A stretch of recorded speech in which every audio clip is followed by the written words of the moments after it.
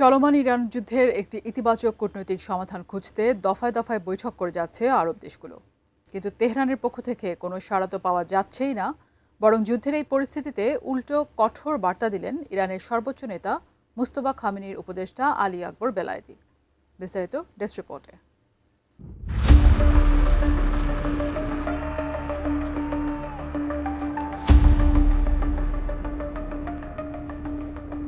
যুক্তরাষ্ট্র ও ইসরায়েলের যৌথ আগ্রাসনের পাল্টা জবাবে ইরানের প্রতিশোধমূলক হামলার শিকার হচ্ছে উপসাগরীয় দেশগুলো।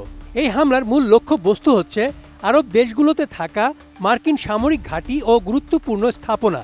ইরানের হামলার জবাব দিতে ট্রাম্প প্রশাসন বরাবরই উস্কে দিচ্ছে আরব দেশগুলোকে। এমন পরিস্থিতিতে যুক্তরাষ্ট্র ইসরায়েলের হামলা নিয়ে কঠোর হুঁশিয়ারি দিয়েছেন সর্বোচ্চ নেতা মুস্তফা খামেনির উপদেষ্টা আলী আকবর বেলায়েতি। ২৬ মার্চ এক প্রতিবেদনে এমন তথ্য জানিয়েছে ইরানের রাষ্ট্রীয় সংবাদ সংস্থা ইরনা।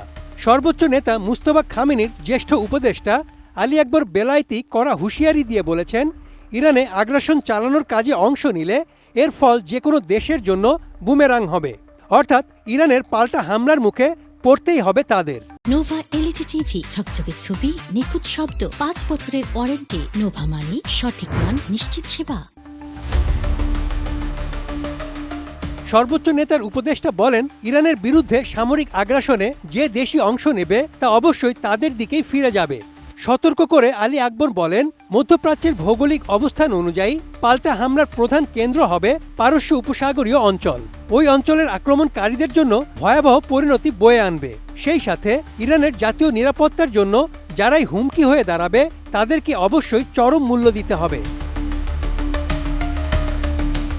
সংঘাত শুরুর পর এ পর্যন্ত ইরানের পাল্টা হামলায় মধ্যপ্রাচ্যে অবস্থিত যুক্তরাষ্ট্রের অন্তত ১৩টি সামরিক ঘাঁটি মারাত্মকভাবে ক্ষতিগ্রস্ত হয়েছে। এছাড়া ইসরায়েলের ভেতরে অন্তত 10টি সামরিক ঘাঁটিতে ইরান হামলা চালিয়েছে বলে দাবি করা হয়েছে। চলমান যুদ্ধে এখন পর্যন্ত মধ্যপ্রাচ্যের অন্তত 14টি দেশে প্রায় 2700 জন মানুষ নিহত হয়েছেন। এর মধ্যে অর্ধেকেরও বেশি প্রাণহানি ঘটেছে ইরানে। Desk report, ATN news.